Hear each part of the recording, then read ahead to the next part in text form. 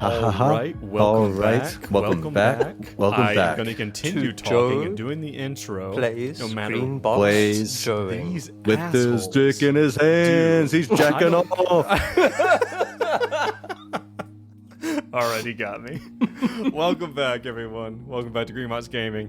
Plays Delta Green. Puppet Shows and Shadow Plays. I am joined by my friends, including the most reasonable of all of them, Brad. Say hi, Brad. Hello. And then I'm, of course, joined by the most unreasonable of them all, Dace. Where's my paycheck, bitch? And then, of course, by the most handsome of them all, it's also Dace. Thank you very much, Dace. I'm so honored. Subversion of expectations. And John, thank The you. ugliest of them all. It's not true. Look at him. He's a handsome devil. He's so handsome. Even Interpol wants him. Thank you guys for joining us Solely here. for his looks. Only Yeah. for that. That's like a model, as a hand model for Interpol. That's why they want me.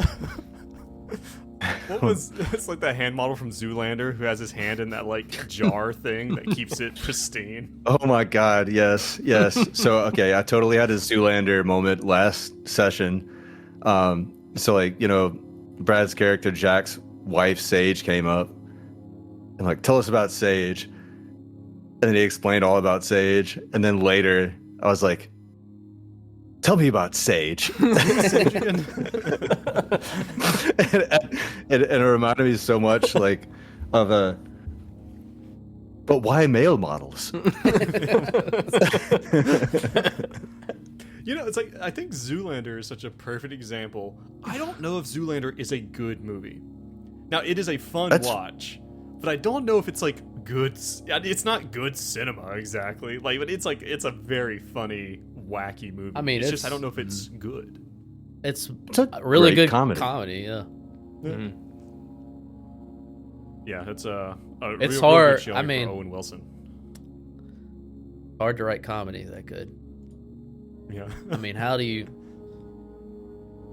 I don't know. It's excellent. It is. It should be in It's cinema absurd. history, Joe. For It's years, absurd.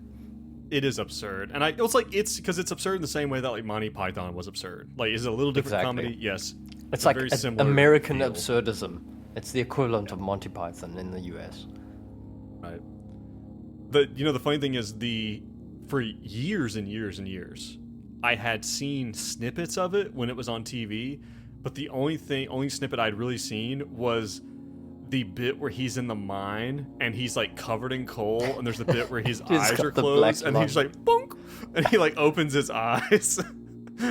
His face, like, and that just stuck with me for a long time. That was all I knew. And his dad, who is played by, I believe, John Voight, who is acting his heart out. Like, he doesn't realize he's in a comedy. And he's just like, oh, what the fuck's wrong with you, boy? Oh, man. Something else that's kind of, y'all might already know this, but I didn't know this till a couple years ago. One of his buddies that's in his car when they get blown up is Alexander Skarsgård. Oh no! Oh, that's shit. Amazing. I did not know that. I don't know. What is Alexander Skarsgård from? He's the son. Zoolander. He's known for Zoolander. Okay. He's the son of the Skarsgård that was the Baron in Dune, but you would know his face. Like he has like three children that now he's like a big kind of like action star, but he's also in some artsy stuff. But it's just like hasn't done anything like that since, and it's like that was so long ago, and he's just like this random. What a bizarre movie. I mean, it really is. It's like, it really feels like a bunch of buddies just got together and just like started with one central idea and just kept riffing off each other until a whole movie script was beat out. Yeah. Like, But that's like, what it there's felt an like. entire fight scene with gasoline as a gasoline. Oh my god. What is Gas it? fight, yeah. Gas fight. Yeah. Same scene. Yep. And there's the bit where at the end where they have the fountain, the like memorial fountain. Yeah. Oh god. Anyway, but yeah, I don't wait. know. You know, What? you know what's gonna make you feel old? That's like 20 What? years old at this point. Yeah. Yeah. Yeah. It's like a grown-ass person worth of age ago, and we're beyond that. Yeah. Isn't that sad? Yeah. No. No. Listen. As much as I love talking about Zoolander, it does again. It's like I don't know if it is funny and wacky in its own special way. I still don't know if it's like it depends on what you call a good movie. But speaking of things that are also wacky and a little funny and unhinged and not That's the necessarily worst. good, let's get back Or to a our movie. podcast. 2 out of 10. Terrible segue. We need to keep going until we find a better segue. Nope, it's happening, John. I'm gonna pull one out of your. I'm gonna take a page out of your book, John. When you were doing reverb, like, and banter is over. Oh, And on to. oh, I like that. That makes me feel that pets my ego. Oh, we can't have any of that. Well, listen. Last time, the team, Bert, Jack, and Thorn. Last time, John. I'm trying. You participated in the disruption. I'm of the enjoying. Intro. Now you're participating in the disruption of the recap. Why am I always in trouble on this talk show? Why are you like this? Last time, you guys started in with the autopsy of Chris and Martin. These 2 guys you pulled out of this of the lake, finding out more interesting things about them. One of them's been opened up and his liver removed. The other, they've both been drained, but one of them has been drained and not really touched otherwise, and he wasn't drained as much, and Joe, the injury to his brain wasn't as bad. What's that? can I just what's ask that, a John? question? Like the handouts that we got describe Ed Stoltz and Chris Martin.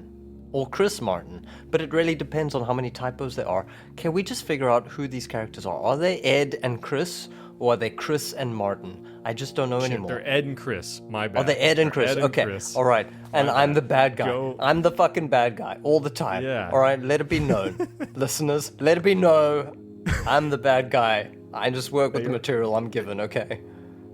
It's just John bad Luke is material. the heel from now on. I'm the fucking It's not me anymore. You're officially the heel of Greenbox Gaming. Thank God, I literally Hey, thank feel you like for this, that. there's this weight off of my chest. Yeah. So you guys went to the autopsy, got the info there.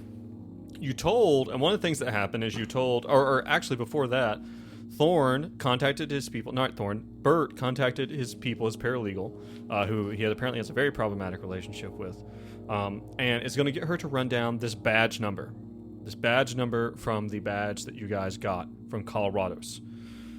You guys are getting Fred Smith to send off blood samples, the meager amount of blood he was able to get out of these bodies, off to the state lab to see if they can find anything. Lastly, there was something said about Sage initially, right? Some questions about Sage Dorner that Jack has said he would figure out later. Then you guys were called to a meeting with Miss Green, who is this figure that Jack was told by Mr. Green that would be reaching out, that she would be able to support them, but she can't be close to it. She comes in, she tells you basically, she says, hey Thorn, I'm actually a member of the same department as you. She calls it the company, which definitely Thorn would know as the CIA. It's kind of the CIA calls itself. Says that she's really there to look into this Van Olsen, and you guys do some picking, and Thorn's like, don't really believe you, not give us the full story, pokes and prods, until she says, okay, fine, listen, Van Olsen, he's like an uppy-up guy in the Dutch Royal Shell oil company, and he's gonna give us the opportunity to put some type of devices in the Arctic Ocean that we can use to detect submarines, right? So, this is 1991, that stuff is still going on, right? You still didn't really believe her, but you let it rest. She basically tells you, hey, listen, we're thinking that there might be Russians or other people watching this. Have you seen anyone? You guys tell them about Brewer and Jones, these 2 ATF agents that had showed up at the coroner's office. She's like, okay, tell me if they show back up. Anyone comes around asking, I need to know. She then asks to have a confab with Jack Dorner, and says, listen, those 2, we're keeping an eye on them. If you guys run into something unnatural, you need to keep an eye on them. Let us know whether or not they need to be contained or not. If they keep their mouth shut, we might be able to read them in. If not, we're going to have to contain them. And she tells you, she says that she's actually here. You know, the cover is this Van Olsen thing. That she's actually here because she's following Brewer and Jones. She didn't give you any more information about that, but she said that she's actually following them, that they are a part of this somehow. You're not really sure what's going on there. She makes it very clear she's not happy that Jack is being let in initially. Jack still doesn't even know what he's being let into, right? And she's like, you should never have been led into this. You were way too close to it, you know, with his wife. And she really pissed off Jack, and I think pushed his buttons a little bit. And off the back of it, Jack, on the way back to the hotel, tells these guys what has happened. Tells him that his wife was a part of some secret organization. She disappeared. They eventually contacted him and kind of recruited him. He came here. Willikett died. And then these people came and covered it up. He's been lying to them. He doesn't know who they're working for. He thinks they're the good guys, but they don't know. Are there Russians involved? Is there other parts of the government? And Thorne and... I don't know, like Thorne and Bert seem to be kind of like, okay, we've got it. We're working for some real high uppy up stuff. You know, the unnatural bit has still not really broached the topic. It's really not come forth yet. And we left off with Jack standing there in his hotel room. That book in hand. In his underwear. The second the door closes, he strips. Just takes off his pants off. Yeah. But he's still wearing his shirt, like his button-up shirt, just no pants. Just pants, no right. pants. Holding the ritual book. Holding the ritual book from Sage. And that is where we are going to pick up. Before I get to Jack, actually, what's going on with him, what he's going to do or not do. Tell me about Bert. Like, Bert, you're going back to your room. You close the door behind you. Jack has just told you, you know, you had observed the cleanup crew when they left from Willikett's room. What is Bert thinking about all this?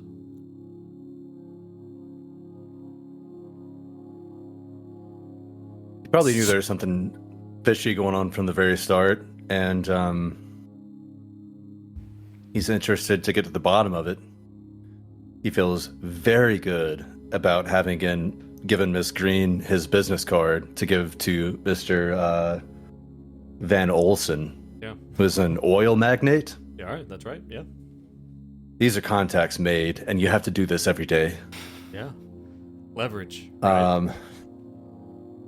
Leverage. As far as the bodies in bags, I think he's just going to put a pin in that. How so? And he might have to... Like, why would they need to do that kind of thing? Or what do you mean?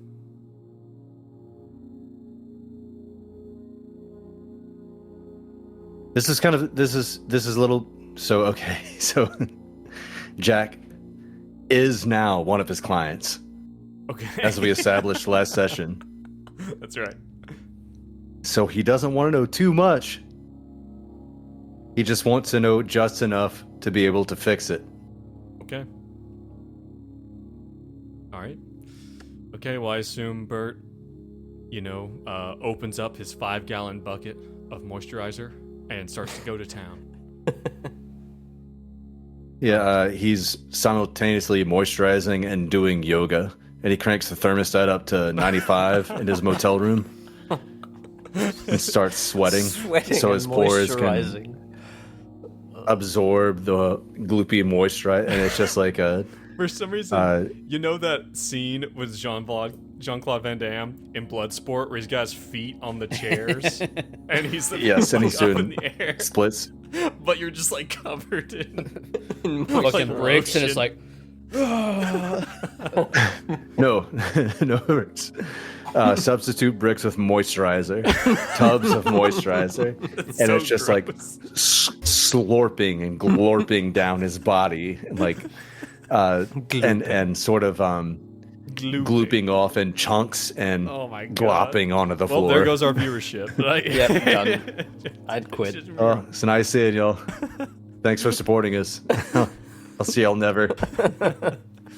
All right, Jean, what about Thorn gets back? This is a lot, and you have been not trusting Jack, but now it seems that things have been opened up.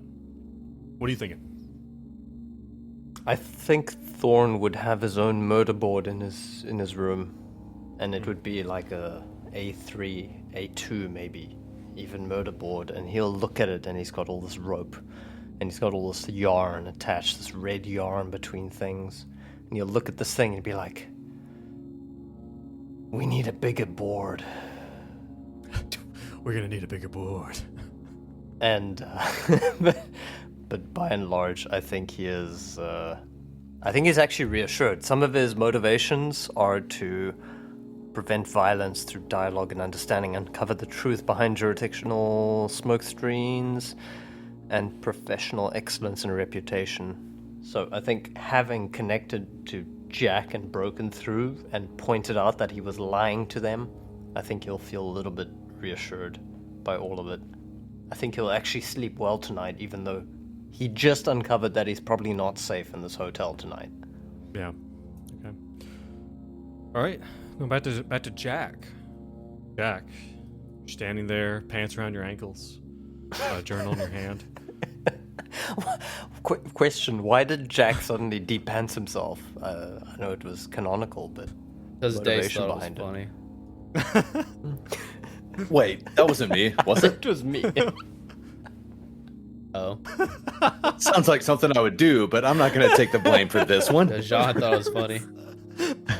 Aramis, Well, there you Aramis says, we've all been there, Jack. With ritual in hand, pants around your ankles. Pants That's around just- ankles, ritual That's in just a hand, good night. ready to go. That's a good Valentine's Day right there. What are you thinking? He pulls his pants back up, first of all. He changes his mind about his pants.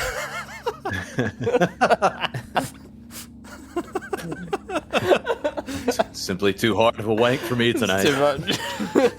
You know, now that I think about it, I think I'm just sad. I'm not actually in the mood. now that I think about it, I think I made a terrible mistake, and he just pulls his pants up. Probably wound up worse off for it. Responsible decision not to. Oh, God. Anyway. Right, as we're all laughing, Jack's looking at the journal of his wife he hasn't seen in That's who knows right. how long. She might be dead. Who knows? And the last remaining bits he has of this person that he loved for so long hasn't seen in ages.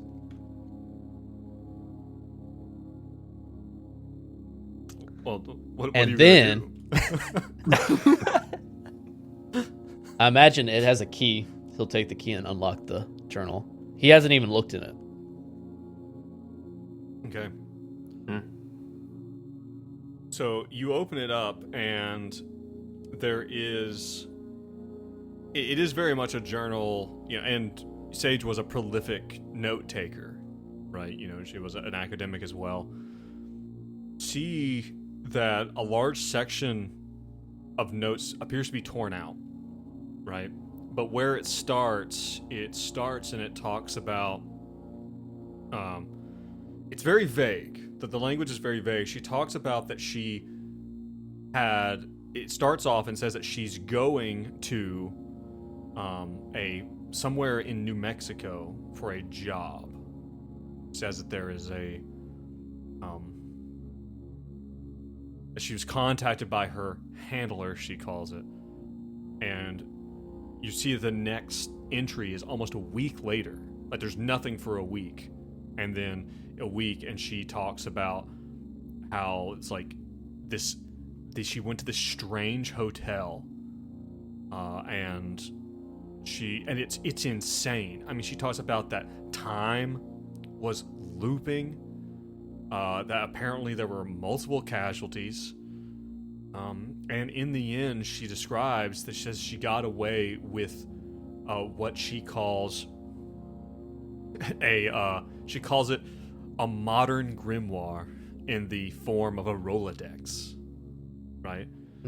And she transcribes She translates and transcribes in this book a small ritual, and in her description it says that she believes that this is a way to commune with unknown and not entirely benign forces, to answer questions or see secrets. It's very unclear even in her, and maybe you are also a professor and quite learned. Maybe she even includes some snippets of the original, like Latin that it's written in, and it's very unclear exactly what it's supposed to be doing.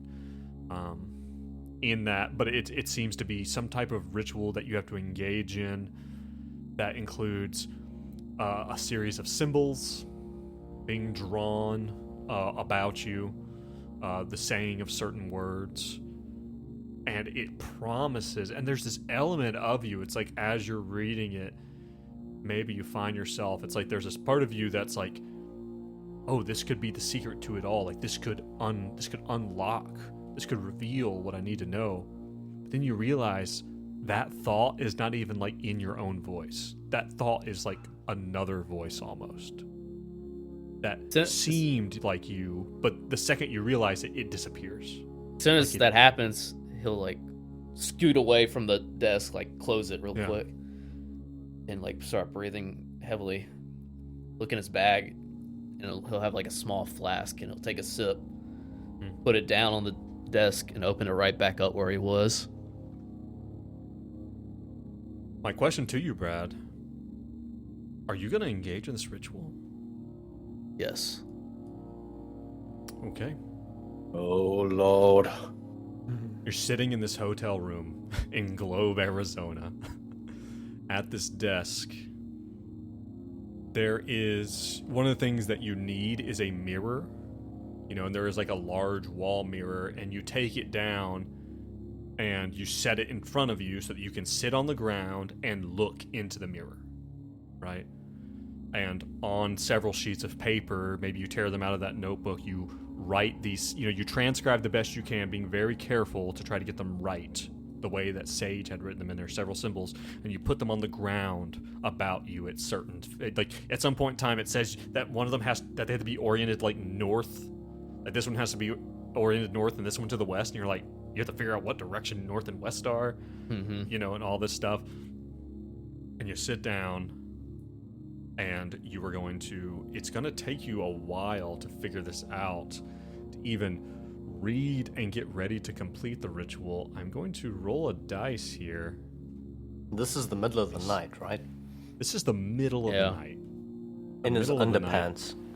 No pants, with a book and fragments of paper around him. It only takes north. you about an hour, and you are pretty confident that you have it. All. It's a little premature to me. Well, his pants are already off, so. So you're able to get it down. Take 1 sanity damage from realizing and studying the ritual itself. That's just from studying it. That's from unnatural. Now you believe that if you do this chant and look into this mirror, you're supposed to look into your own eyes in this mirror, right? As you do this chant. You think that one of the things that's mentioned in the notes, it mentions that the longer the ritual goes on, the more dangerous, but possibly more productive it becomes. So Jack begins to engage in the ritual, chanting. Yeah, I imagine. He's a historian, so he's proficient in Egyptian, actually, like ancient Egyptian. That's the only thing. So he's like, I assume he's probably saying them somewhat accurately. Yeah. Well, she probably has like a phonetic, like key for you to say words that you're unfamiliar with, and like you're going through them and you're chanting and you're looking to your eyes. And at some point in time in the ritual, after about a minute, there is a space in the chant for you to ask a question. What question are you going to ask?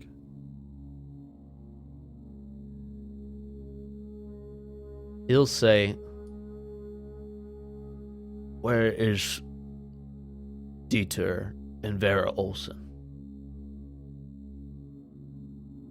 The words come out of your mouth.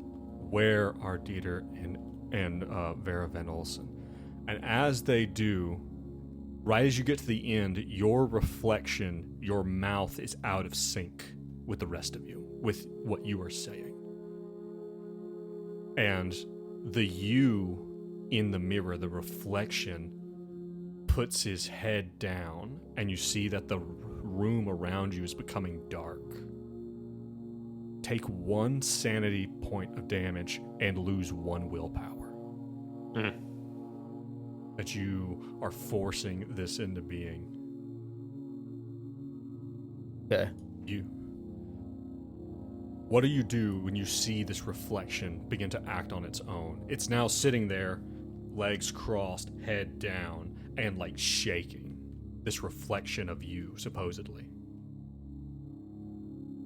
I'll look down at trying to see in the same at the same angle this reflection's looking down. You look down at your lap and You're trying to match waiting, the see what's- reflection. Yeah, you're looking down trying to match, and as you look back up, you're surrounded by hard, like rough-hewn rock walls. And there's something dripping down and flowing all around your feet. And it's dark red. You reach down and touch the blood that is pooling around your sitting form. And you hear a scream, a wail beyond pain, echoing through the tunnels. Do you want to continue? Yes. Take 1 more sanity point and 1 more willpower point of damage. Like I'm walking through this illusion now, like I'm trying to find the sound in that sense. Yeah, or maybe even maybe you don't even realize you stand, just you're standing, and Right. walking down the hall or walking down this tunnel. You see wooden support beams struggling under the weight of this rock all around you, and you can hear the sounds of chains, chains rattling, and you're moving down this hallway. And you hear, again, this wail, and you look up, and you see a woman. A woman as she is crouched down, holding her knees to her chest. White woman, blonde hair. And she's sitting there, and you can tell she's been crying. But there are no tears now, it's all dried up, and her eyes are just wide open in horror as you see you see 2 bodies of 2 people in their 60s, a man and a woman, hanging from what looks like impromptu meat hooks from the ceiling. And the sounds of them swinging as they both are wailing in pain. Go ahead and make me a sanity check for violence. Imagine this is at first he kept going because this is almost like the dreams he had when he was last time with Sage, but then now they become a little bit more success. Take realized. 1 sanity damage for success. Okay. You are going through some sanity right now. Do you continue? He's thoroughly freaked out because this is not like his dreams he had before. It's become more or less, but he'll try to muster up the strength and go a little bit further. You can ask another question if you want, right? Because you now have your answer, which is, where are they? Here they are. He'll try to keep it together. Sumter. Where's Leslie Sumter? In a flash, you're gone. Take 1 sanity damage, 1 willpower damage. Okay. But you're standing. You're standing on top of one of these big, flat-topped rock mesas. And down by you, coming around your legs, is the biggest fucking coyote you have ever seen. It has that long, thin snout, but it easily comes up to your chest, and it circles around you and looks up with a viciously unnatural intelligence and growls at you deeply.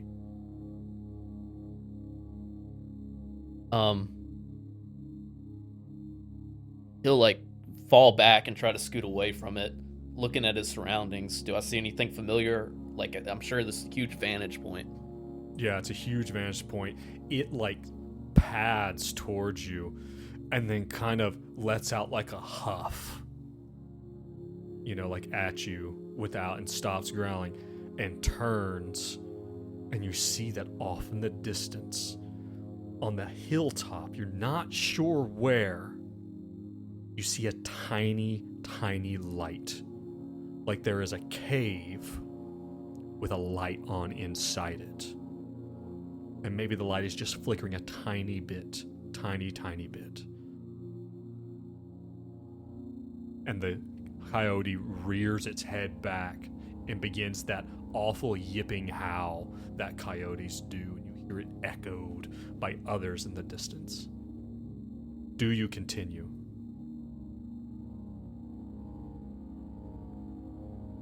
He'll push one more time, and then he's like, I don't see her. Where is she? Where's Leslie? Check. Crit 22. Critical success. Holy shit. He got a crit. 22. I imagine he's also like trying to almost like run away down the hill or towards this cave. Yeah. Like, you find yourself like maybe in a moment, like you fall and you find yourself being dragged over the rough rocks by your ankle by a man. You can't see him. He's large and dark, and it's like you're on the ground, but it's like almost like you can't move, like you're paralyzed. And every now and then your head bobs in just the right way to see the back of this huge dude. He's wearing like a plaid kind of like a button-up shirt with the sleeves rolled up, blue jeans, heavy boots, and with just one hand, he's just effortlessly just dragging you along the rough ground. And you see the mouth of this cave now. And he turns his head. He has long, dark hair. He turns his head just a little bit. You can barely make out his features, maybe just a little bit. And he says, "You'll be joining the others. I'm sure the girl would like the company before the end." And then, you're back. You're back in the hotel room. You are holding on to the edge, to the sides of the mirror. You're on your knees, forehead to the glass, sweat dripping down, saliva dripping out of your mouth right before you vomit on the floor.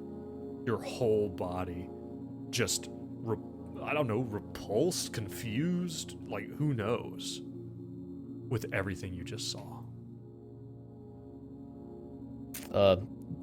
Jack will like wipe his mouth, throw some water on his face, pick up the paper, rip it up, throw it in the trash, take the mirror and turn it around and face it towards the wall. And Jesus Christ, I think I know where they are. And try to get some sleep if possible. All right. Does he get sleep after that? That seems ridiculous. You know what? What I wanted was going to have you roll that last sanity check for was to see if you could even continue to push through. Right. Right. Or if you were going to kind of like fail to continue to push. And if I was going to charge you more. Oh, yeah. Take one more sanity willpower. Sorry, my bad. If not, but because you got a critical, if you got a success, I was going to charge you 2 sanity, 2 willpower. Because you got a critical, I only charged you 1. So, yeah, I don't know. Like, roll me another roll. Roll me another sanity check, and if you pass, What are can the sleep mechanics tonight. for like drug use and sleep? Oh, it gives you a plus. Gives you like Okay. a plus 20 All right. to stuff like that. But he rolled a 50. He did Okay. 50 under 73. Fine. He sleeps like a... You are able to sleep, a but even calf. as you do, there's something in your dreams, Jack, tonight. It's this coyote. Think about the paw print you saw at the Royos site. Just something about it. It's there and it's watching. It's watching you from afar. Next morning. The next morning, everyone. It is Sunday, the 4th of August, 1991. Of course, the sun comes up. It's initially a little cooler in the evening. It doesn't take long. You guys get up and about, say around 8 o'clock in the morning. People are moving to and fro in the town. Little sleepy Sunday. What are we thinking? I'm assuming we meet up at a spot to have breakfast, and Jack will just have coffee as usual, but he'll have his suitcase packed. He'll be like, Jack, Bert, Thorn, I think I did something really dumb last night. Thorn! Sorry, Jack. Before you continue, I brought you this beautiful little embroidery attachment. It's a beautiful coyote. It's a He's a like team done you building. a cross stitch. It's a cross. It's a coyote. beautiful coyote. Do you like it? I thought we could all benefit from coming together after our revelations last night. Like a souvenir shop thing. Yeah. Smacks it across the table. It's like, Oh. we can't stay here tonight. We have to go. Oh. I can't stay in this place. Jack, you're being strange. I got you your favorite breakfast order. 2 over-easy eggs, 1 under-easy pancake, soggy hash browns, and ketchup with 50% less sugar. Don't make that go to waste, Jack. Bird. You're not listening to me. Thorn looks at Damn the it. under easy pancake uneasily. What's bothering you, Jack? You seem agitated. Last night, I know where Dieter and Leslie are, I think. God, this sounds... You remember everything I told you last night about this organization we're wrapped in with, what Sage told me, the experiences I had. Oh, I remember. I remember what you told me. I remember what you told me. I can't believe I'm saying this. I read her journal, and in it was,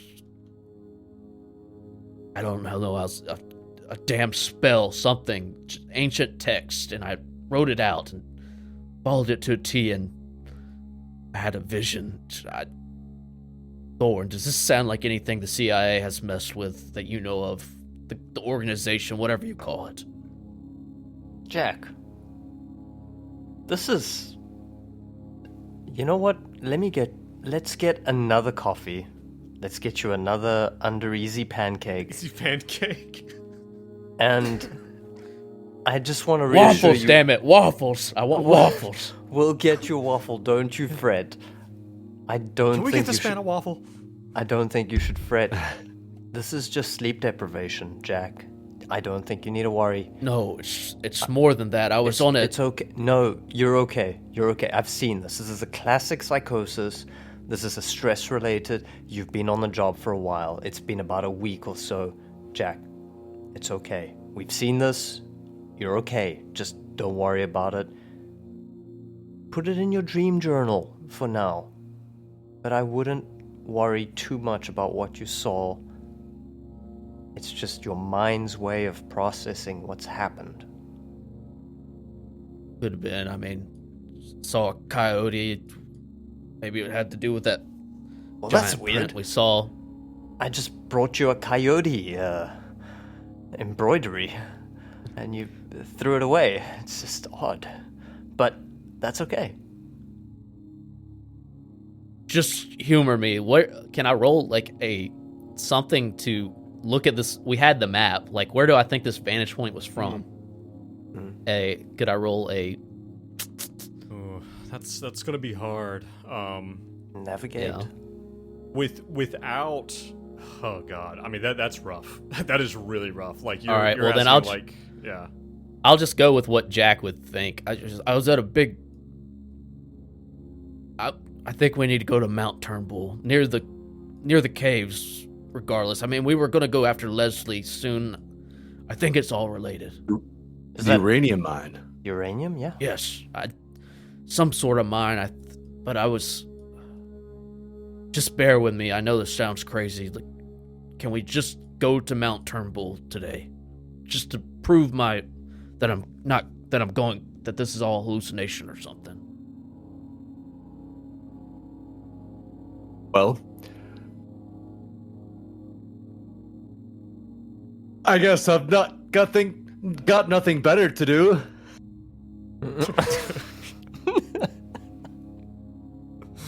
Okay.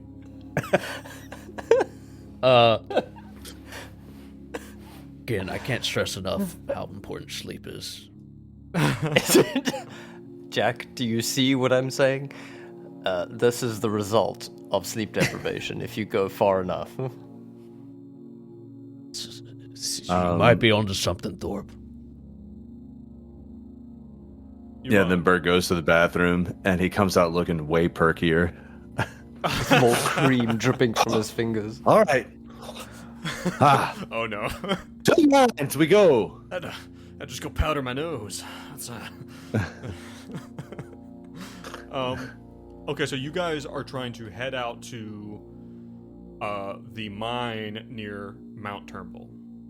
Yeah, I mean, I didn't roll anything. That's just where my character thinks, assuming that's a giant vantage point from around the area, you know? Yeah. Before I'm not we saying head we out, could hike the whole mountain, but is there trails leading to this, or is this just like I don't guess this is like a tourist spot or anything. No, this is like way out there. This is so much. Let me see if I can actually pull this up. I just want to do the something before we watching head out, hours. though. Okay. Yeah, go ahead. I mean, I would probably phone Fred Smith, the coroner, and just see if he had an update on us for us, and follow up with Bert and the badge number. Yeah. So this is 1991. You know, getting things sent off and running them in a lab is going to take more than, because that was late last night. This is now early morning next day, and it's a Sunday.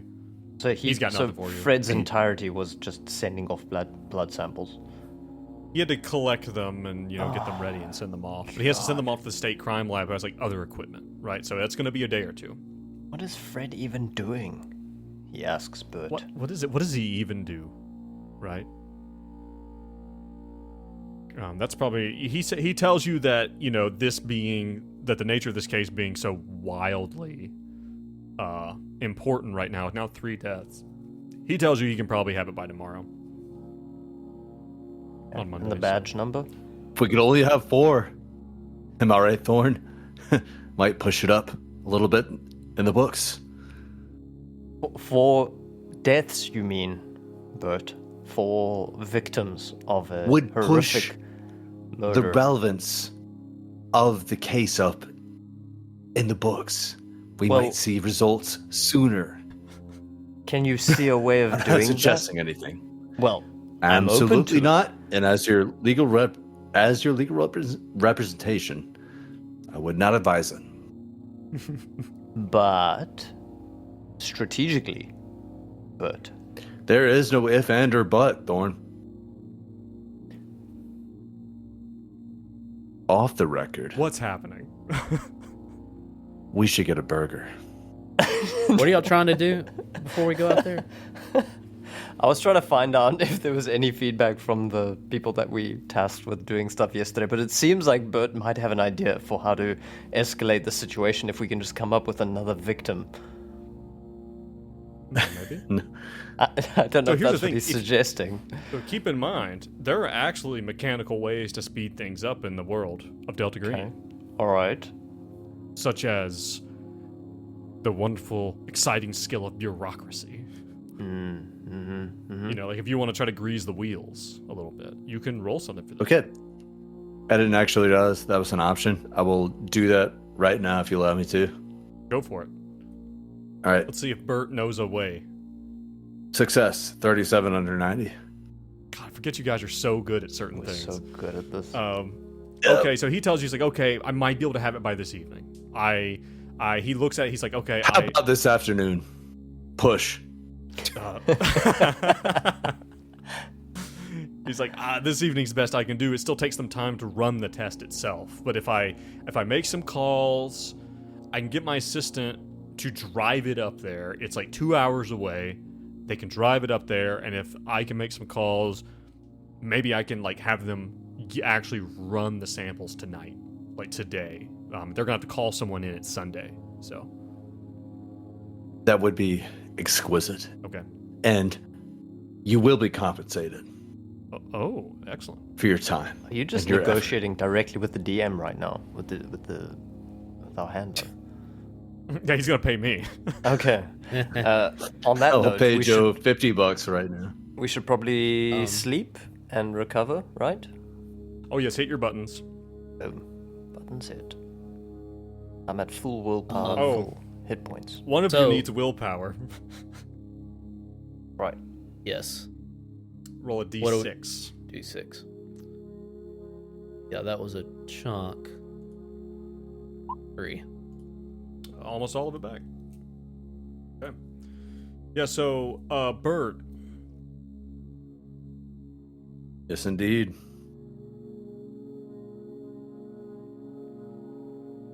here's what I'm actually doing. I'm actually going to roll something I'm going to roll Lucy's bureaucracy skill. Okay. Let's see how good she is at working this out.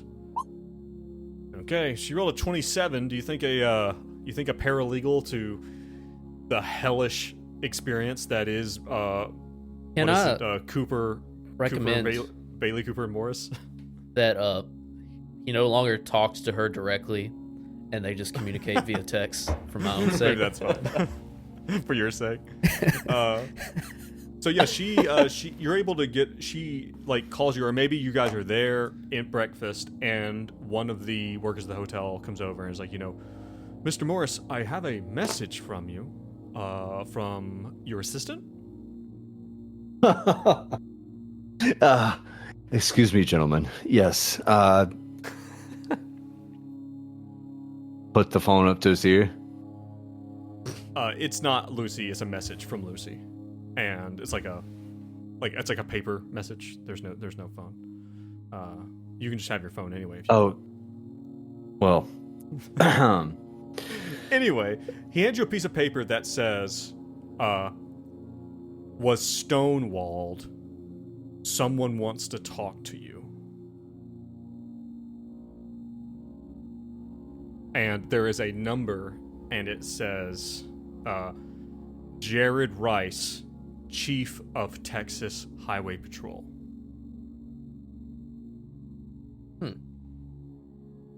Okay. So I'll take that piece of paper and I'll roll it up and I'll scroll on a piece of napkin, Lucy, do your fucking job. And I'll roll it up and I'll give it to the person that delivered it to me and tell them to to call give her back. back. All right. But yes. So we have this information, which is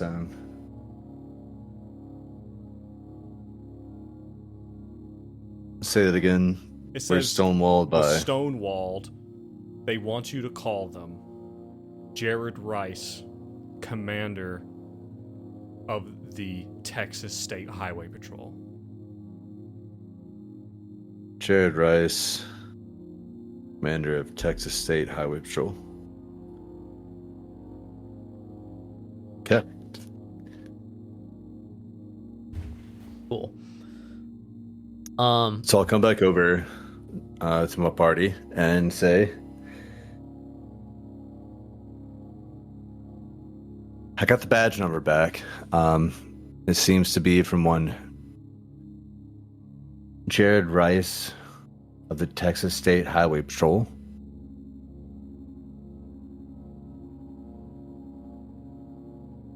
No, that's the commander that wants you to call him. God damn it. Yeah. Okay. So we don't have. What are you telling me, Bert? That we have nothing on the.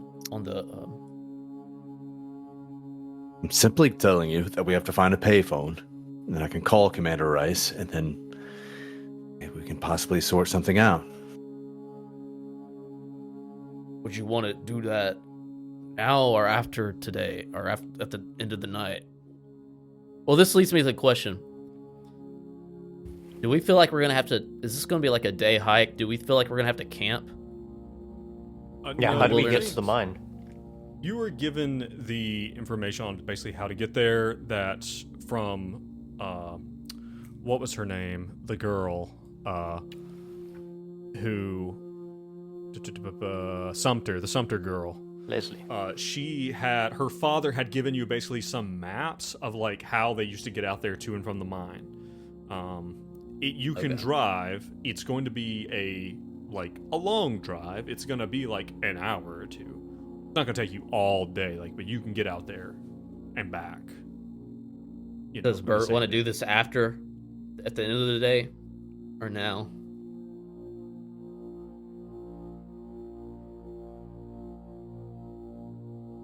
What do we think is going to be more strategic?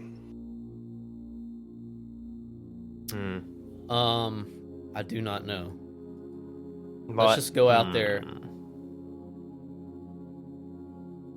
I think. Okay. So what time of the day? It's about the morning, It's right? morning. Yeah, Morning. it's like Okay. 8, 9 o'clock. We've right got now. our coffee. We're at the cafeteria. You've just received this terrible news that your paralegal hasn't done her job, but she got blocked by this Jared Rice. I think we would phone Jared Rice immediately, and then barring any further information, we'd probably go and investigate the mines, depending on whether we could maybe check with Chief Alejandro's if it's safe to go to the mines at the moment. Because we are still working with him, and I think Thorne would want to get his clearance on that. Okay. Phone him up. Yeah, you guys probably can get in the conference room. They probably have like a phone there, like as a speakerphone on it. So you guys dial in the number for this, and you get a like a sound of a voice. It's like a man. He's like a Texas State Highway Patrol. How am I going to direct your call? I'm looking for Jared Rice. Officer Jared Rice. Do you mean Commander Rice? Yes. May I ask? That would be my mistake. That would be the one. Commander Rice. Yes, Commander Rice is very busy. Can I ask what this is about?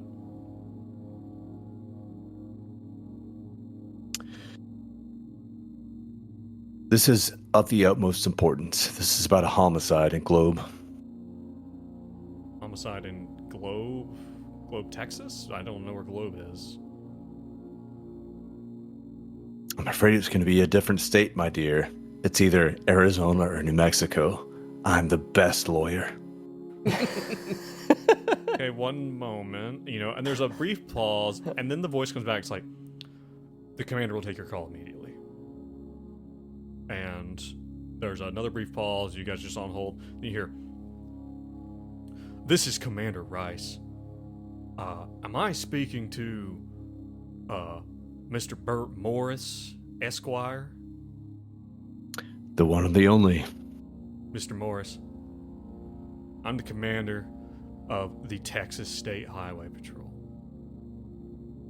How did you come by that badge number? Your boy's badge was found floating in a lake in my client's jurisdiction. And your client I could ask you, sir,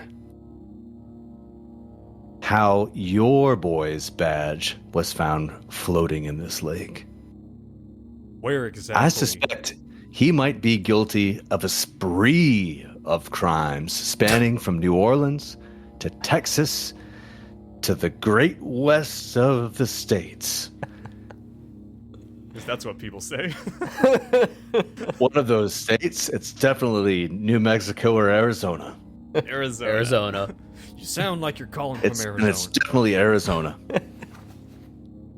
All right. I'm assuming you have not been in the great state of Texas recently. Am I correct in that? Otherwise, you would have surely have seen this on the news. Are you operating with? Are you with law enforcement? I am indeed. And he's like, you hear him. He's like, all the energy goes out. He's like, indeed, that officer. We have been looking for him. He is one of ours. His name's Kenneth Braverman, highway patrolman.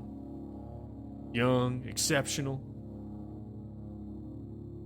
Murdered his children and kidnapped his wife. Jesus. And disappeared. Shit. Wait, K-E-N. God damn it.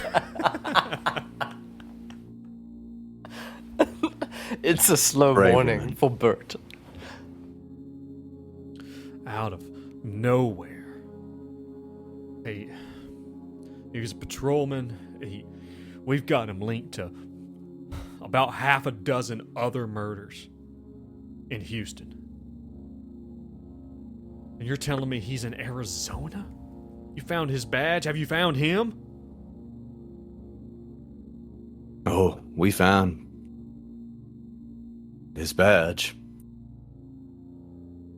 Tell me he has not fucking hurt anybody else.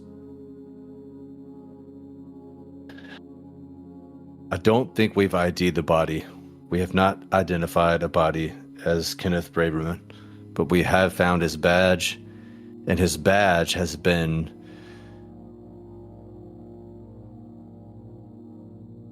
evidence in crimes perpetuated in this jurisdiction. Now, I don't know if it's Kenneth that we got here. And if it's not Kenneth, I don't know how this man that did these murders got this badge. I'm reaching out to you so that you can give me any information that might be pertinent to the case. Any information would be helpful. Who are you working with? What agency? FBI. God damn it. I get that a lot. Out of Arizona? Or out of Phoenix? Is that right? Phoenix office? Yes. It's so much bigger than that. I will provide your team with whatever you need. This is one of ours. We should...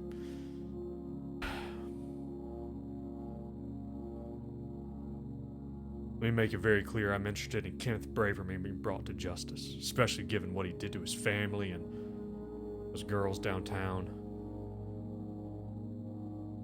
Whatever you need. Your paralegal contacted us, asked about this badge number, and I was afraid this is what was going to happen.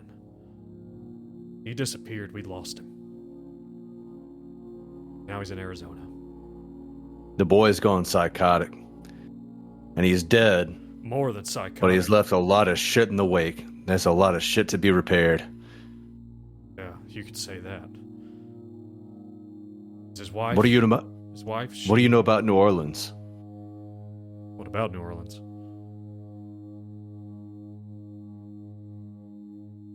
There is a killer a few months back. Share the same MOs.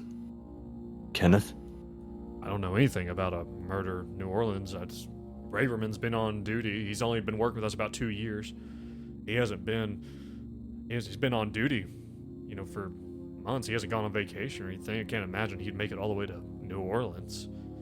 Certainly not long enough to do anything nefarious. I suppose I could be wrong, but trust me, we have very much looked into what he's been up to. It all kicked off around the middle of July. He was spotted. Houston Vice, was running prostitution stings down in the city, and they spotted him. Spotted him talking to girls, and then the girls disappeared until they weren't disappeared, until they started finding body parts stuffed into sewer drains and dumpsters. Bodies eviscerated, drained of blood. And when Vice came down on him, got homicide involved, went to his house and they found his kids. Butchered. This is on a conference call, right? Like everybody's hearing this? Yeah, you guys are all in a little room listening to the phone. Just been keeping Imagine very Jack's quiet just so having far. flashbacks to this big figure dragging him in his vision. That was on the 20th. The 20th is when they discovered him. He was already gone. Took his wife. We assume took his wife. His wife is missing.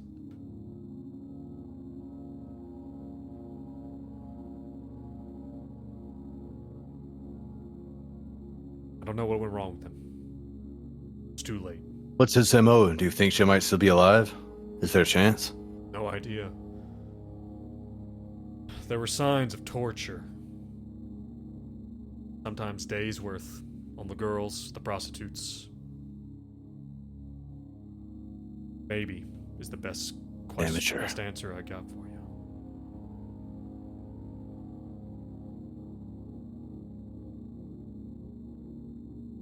You can never predict these psychos. Yeah, they blend in. They look just like everybody else. It's really weird. Just like everybody else. They could be sitting in the room with you and you'd never know. Would never know, couldn't tell. Sitting there on a conference call, cool as a cucumber. Jared, this is Thorne, colleague of the Bert Morris Esquire over here. Do you know if Kenneth was working with anybody else? Any potential other leads? Anybody else we can work with here? Aside from the navel-gazing about the nature of psychopathy. Who was he working with? Like, Anybody that might be linked partner? to him? Sure. oh, I mean, but the last thing we had.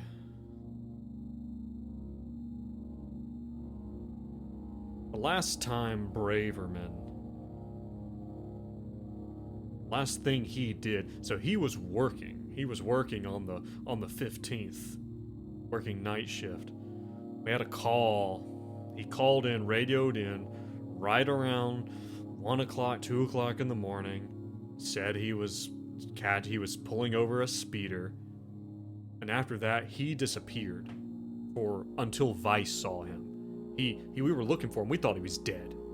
We thought The he got 19th? gunned down on the side of the road.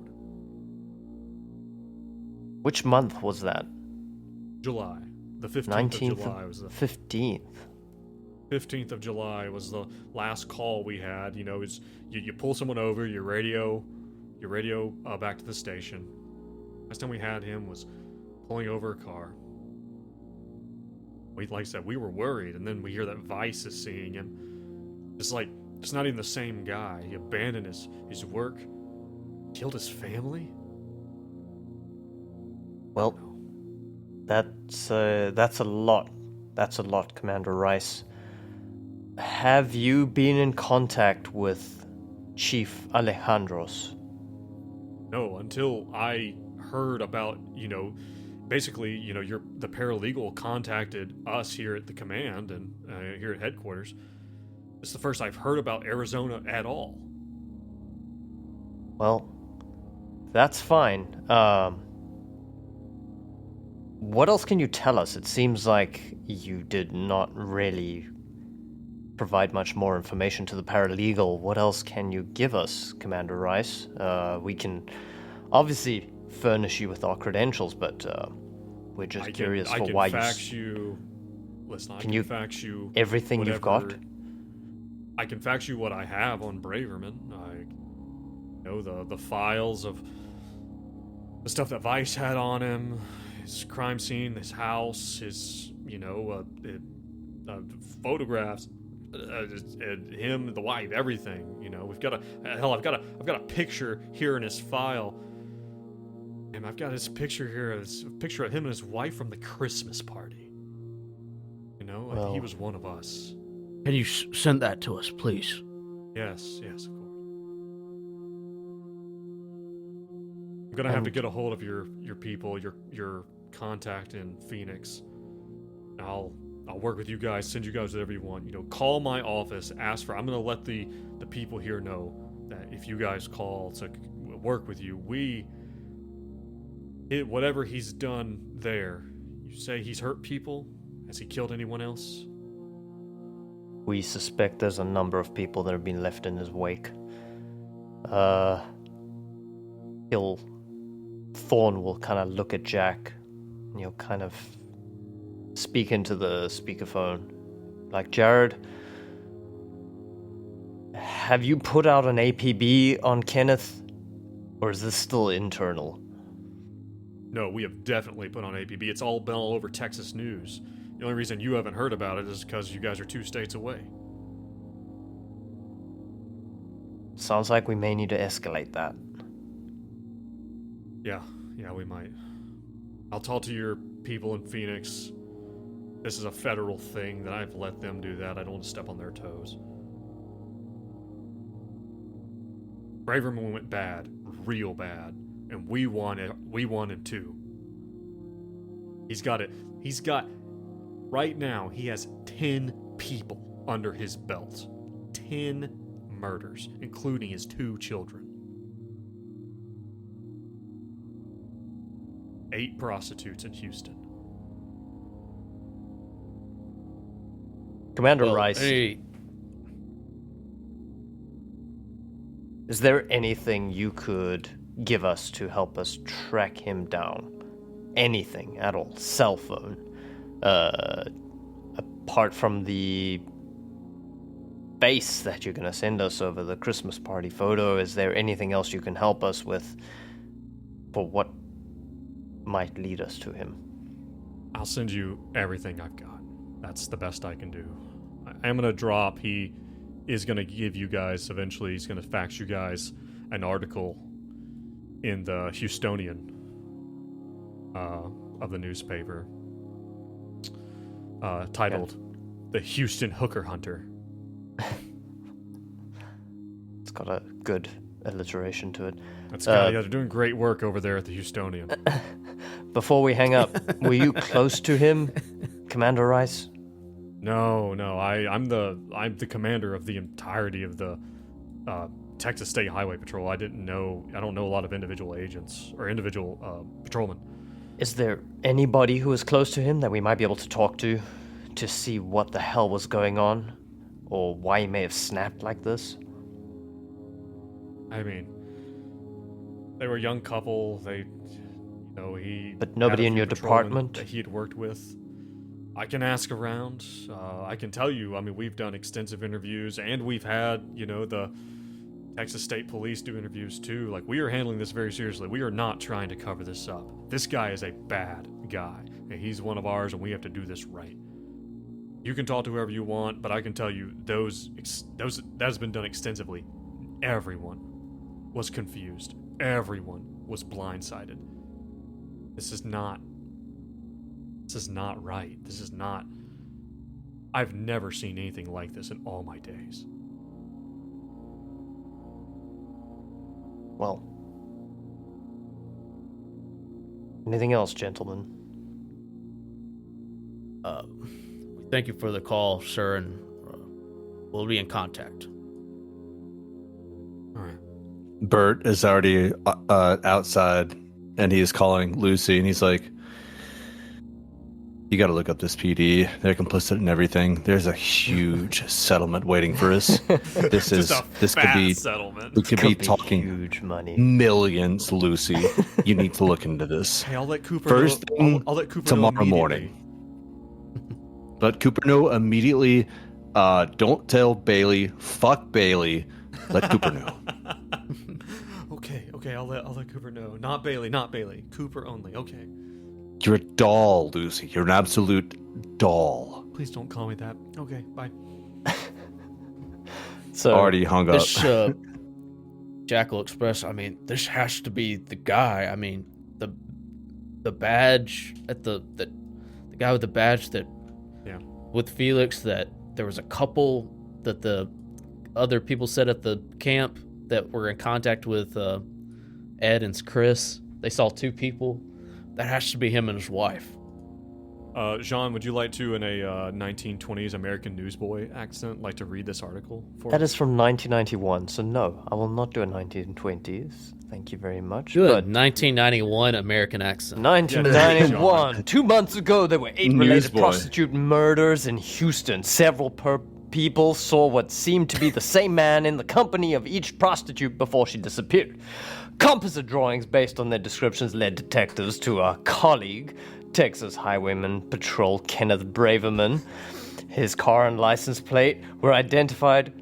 Corpses, or at least parts of them, were spotted hidden away in drainage pipes and abandoned buildings. All the corpses were drained of blood. Some had been sexually molested. Most showed signs that they had been field dressed like deer, and parts of the cadavers had been removed, leading to There you go. speculation that the killer was engaging in acts of cannibalism. When the investigation began to focus on Braverman, he murdered his children, kidnapped his wife, and fled Houston before officials could apprehend him. His vehicle was last spotted northbound on Interstate 69. Any information on Braverman's whereabouts should be reported immediately to the Texas State Police hotline. Ooh. Now there's a wrestling heel, Kenneth Braverman. Oh. Ooh. And, so, and with that, you guys receive that like fax of like the Texas, the Houstonian, and with it you receive a packet of information, a very in-depth investigation with pictures, 100% of this guy that you guys have seen in the video at the gas station, the one with Royos. You see a white guy, pretty, short cropped hair. You can tell it by the time you saw him, he had a beard, but you see like his police photo, like his like police ID photo, his driver's license photo, and this picture that he spoke about of him and a woman at what looks like to be like a police, a police department like Christmas party with them like holding each other and smiling. Does him in his uniform with like a Santa hat on and her smiling and like all dressed up. Does Jack recognize him from his vision? No, the man you saw in your vision was big and had long dark hair. But the woman that was crying? The woman who was crying in the cave with her knees up against her chest, which is like, couldn't even weep anymore. This is Braverman's wife. Jack will just like almost fall back on his ass and just be like, yeah, actually, go ahead and roll sanity check for that. An ass falling check, please. You have to just throw your classic ass falling. Oh, that a no. Oh, That's a 100. that is a fumble. Oh, that is What a perfect time to get it, though. excellent. Okay, so first and Like, foremost, it- take 1 sanity damage, and also roll me a dexterity. For falling on your ass? Okay. Success. All right, you fall back in your chair, but you don't take any damage. You don't break your coccyx. I was gonna see if you fall back and you like whack your head. Jack will just be like, he's like, that's her. That's the woman I saw last night in the vision. Yeah. The 100 roll is a fumble. It's always a fumble, Pumpkin. So that's why we did that. It's a critical failure. Would you say that out loud? That's the woman I saw in my vision. Yeah. That's a weird thing to hear. It is. Say that again, Jack. You saw this woman in a vision? This is what I was talking about last night after reading Sage's journal. Like I said, I might have did something stupid.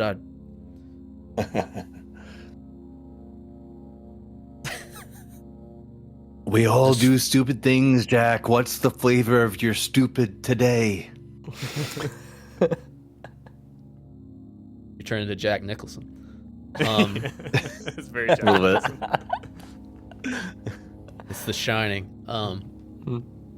He'll tell you, he already said at over lunch what he saw roundabout, but he said specifically in this, like he said, the mine shaft. But he saw that this is unmistakable. This is not Bert and Thorpe. This is not just overworked. That was the woman I saw. I couldn't just make up a face like that. He was crying next to 2 people and like almost cough up his breakfast meat hooks. And Bert will look over to Thorn just like quizzically. Meat I hooks, just- Jack, on your I don't know how else to put it. vision quest that you went on. That's what I saw.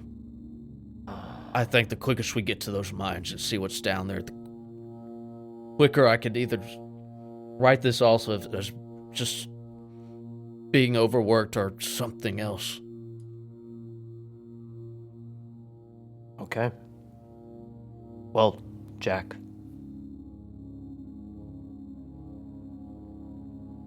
I'm not gonna question what you've seen, but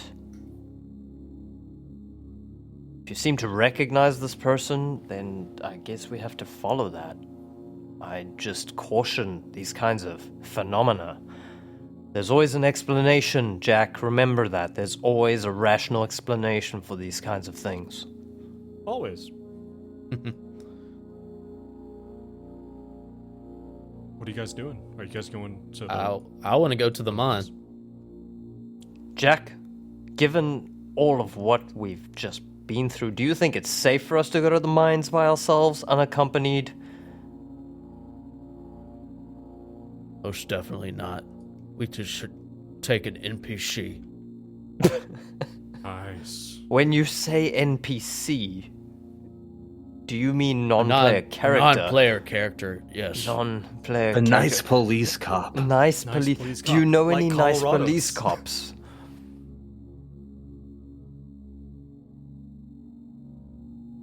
Do y'all want to take someone? Well, Jack, if you're saying it's not safe for us to go by ourselves, I don't think I want to go by myself unless we have enough equipment. Or but I'm I don't gonna- know. I'm gonna break it down for you. We're doing a murder case, and there's been up to 8+ people killed, and we're probably going to confront the murderer at some point. Probably in these mines. So, no, it's not going to be safe at all. How do you feel about contacting both Alejandros and Major Garrett? let's just contact one, specifically Alejandro, so we can go to the fucking mine before the sun goes down. You look out and the sun's already halfway behind the horizon. Oh, goddamn. Well, sounds like we don't have a lot of time. Get on the horn, Jack. Oh, call- this wasn't my idea. sorry. Why do I have to call? And the way that you guys have gotten a hold of Colorado's previously is you've basically called the station, and then they radio him, and then he calls you back. Right. Okay, Jack will call Alejandro's and leave a message if he's not there, or try to get in a hold of him. Yeah, you send out a message and you're there, just tell him to call back. And as you're staying there, within like 5 minutes, you get a call back. He says, "Hello, is this Dorner? Dr. Dorner?" This is Dorner. I'm just telling you a roundabout. We're gonna head towards the uranium mines at Mount Turnbull today. Dorner, I need you and your team to meet me right now at the Gold Rush Hotel. Royos' car has been spotted. Oyos? Royos' car. I'm doing that weird lisp thing that you do. Sorry. What, who's Royos? Explain one more time. Sorry. Felix Royos, who was the first Oh, body. yeah. First murder, yeah. Royos, we found his body with his car. It's there. I'll talk to you about. I'll go with you wherever you want after that. But this guy, we've got him. He's at the hotel. Jack says detour, and he'll like e-brake. You're not talking on a cell phone. I thought but we were in okay. a conference room. Why are we Oh, breaking in a sorry. conference Yeah, room? no It cell doesn't phones. matter. No cell phone. Okay. Okay. As soon as he starts the car, he'll do a donut in the parking lot and head Yeah. towards the. You Still on guys- his chair, and he narrowly avoided falling over, but he doesn't e-brake in his chair. Right. You guys pull out, and maybe like, you ask him where it is. He's like, it's down the highway on the way towards the reservation. Okay. You guys pull up. And there is a big sign. It's pretty ratty looking. There are lots of RVs outside. This looks like a lot of maybe the place where people who don't want to kind of rough it at the campsite maybe stay, right? Like the last like hotel. And there are cars everywhere. There's like a few. There are a few of the Apache police, but there are a lot of highway patrol cars, and it's like surrounding this whole place. And you can see highway patrolmen and Apache police as well, all out with like shotguns, and like a bunch of the highway patrolmen are like set up, and they have like AR or like M16s and stuff like that, like on the hoods of their cars. Like they have surrounded this motel, and you can see that like one by one there are like people coming out of the hotel, like their hands up, and every single one of them is being like handcuffed and put in a car. Like every single person is being brought out like one at a time. What's the? Oh, Bert got something. So Bert is over in the corner on his phone.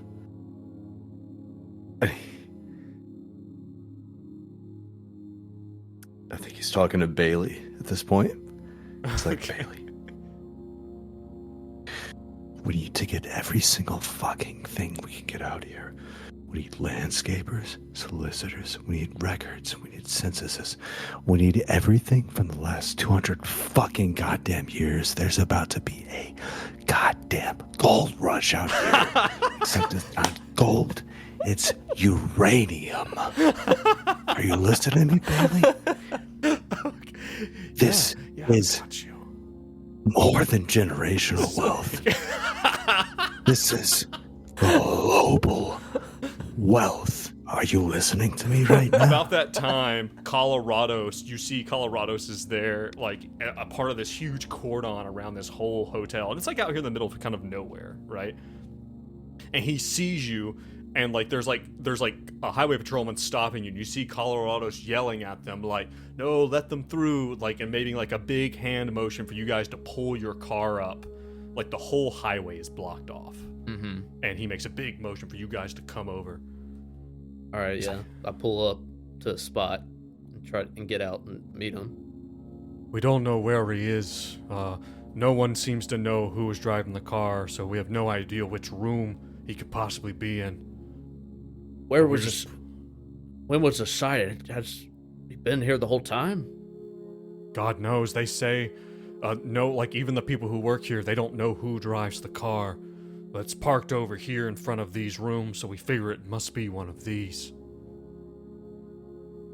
Jack is like, actually sort of relieved. He's like, this might be the end of it. Like, the vision was just a vision. He's like, okay, well, we were just on the call with Texas Highway Patrol. We think we're looking for a Kenneth Braverman. He'll like show him the photo that he has of him and his wife. He's like, this might be our guy. He looks at it, he's like, hey, and he like goes over to, like, he like has the picture, and he goes over, and you see Frank Garrett. He's like, what the hell do you want, Colorado? He's like, this is the guy, his, and he like looks over at you, and he's like, you can tell he wants to say, we found his badge, right? But he like, Can't say that. this is the guy, he, tell him what you know. Thorn is like, he's gearing up. He's got like a bulletproof vest on. He's starting to put on his cap. He's like, get me on the horn with him. Which room is he in? What phone do we have him on? What are we talking? What is he negotiating? Do we have a line on him? What is he asking for? Tell me now. I'm ready. But it's like, you guys are able to tell him that, you know, like, oh, like, maybe you don't say that you had the badge, but you can say, this is a guy who is wanted, who killed and, like, drained and ate a bunch of people in a very similar way in Texas. Like, we think it's this guy. And they're like... It lines up, Garrett. Trust us. He's like, God damn it, one of ours. Son of a bitch. You know, and he's like, looking, he's like, all right, he's like, you know, and they've got like a big group of people, and they're, you know, who are like handcuffed in these cars. He's like, well, we haven't. He must be up in one of these rooms. My guys are about to go in right now. And you see like a SWAT team, basically, because like every door looks like it's been pushed open, with the exception of like one door. Okay. Right next to where the car is parked. Before we go in, get me on the horn with him. Get me on the horn. This is what I do. Frank. Thor, He's not maybe you answering. could. He's not answering calls. If he's in there, he's not answering. I think the coward's offed himself. God damn it! Send me in. I mean, you can try. Here's a megaphone. You want? He'll take the megaphone, and he'll start. Kenneth, we need to talk to you. No matter how much you implore or cry, there's no response. And at some point in time, Braverman's like, "This is," or not Braverman. Garrett's like, "This is over." He's like, and he gives a signal. He like gives a thumbs up to the SWAT team who are all piled outside this hotel room. And they come with a battering ram, boom, break open the door, flashbang goes in, they all swing in. No shots are fired. And after a minute, you hear the words shouted, "Clear, clear, clear." And they all come out, weapons down. One of them comes out, and he goes down to one knee and takes his ballistic helmet off and throws up on the ground. And one of the other guys comes up and like pats him on the back, and you hear them talking. They're like, inside is a nightmare. They're like, there's blood everywhere. Like it's horrifying. And there's one of the guys walks up to Garrett. You guys are staying there with Colorado's and Garrett. Like the head of this team, he walks up there, he's like, you gotta see this, sir. Something fucking happened there. I don't know what it was. And he looks over at you guys, and Garrett's like, spit it out. He's like,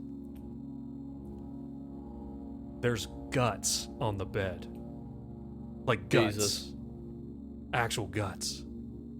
Just like laying Jack's there. like having flashbacks to the river of blood beneath his feet, and it's just like, Jesus. Yeah. He's like, Yes. and Colorado's is like, he's like, Garrett, let us go.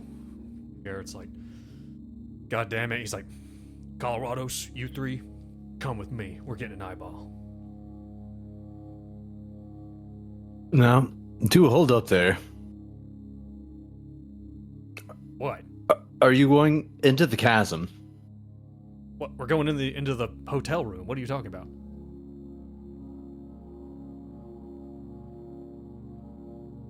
Is there not a mine? No, you guys aren't at the mine. You guys are at the motel. Oh, Lord. I was simply talking to my employers, trying to negotiate the value of the hotel that you're about to walk into, and I do believe we are about to buy it. Give me just 2 minutes. I'm going to call Bailey and try to buy the rights for the hotel. All right, you're not going to be able to do that in this amount of time. And I'm Alright. not sure it's going to affect police going in anyway. Fine. It was worth a shot. So they start going over, they like pull up the crime scene tape and they bring you guys in. Let me look at real quick at something. I expect nothing short of a photo with guts all over the bed. I do not have a photo with guts all over the bed, as fun as that would be. Ah. It would be really fun. You guys are walking and you see the car. You see this maroon Ford Taurus. And Thorn, with your 64 alertness, you notice a sound as you're getting close to the car. And maybe you notice the flies gathered around the trunk. And the buzzing of flies and yellow jackets. And you even watch a yellow jacket and a fly crawl through the crack into the trunk from outside. As everyone, like, you stop and everyone else is watching. Colorado's is like, Thorpe, are you coming? No. Chief. And he kind of beckons him over. Chief, I don't think we're gonna find anything good in here, but we have to look. He looks, he's like, and he comes up and he gets close and like, he like bends down and he goes like, oh, shit. He walks over the driver's seat, driver's door, opens the door, reaches down, pops the trunk, and it just he does that little poof, just a little bit, just opens up just a little bit, and just flies and yellow jackets just Ugh. run. Who's gonna do it? Yes, I'm there. I gotta look. Thorn, you reach down, pull up the edge of the trunk.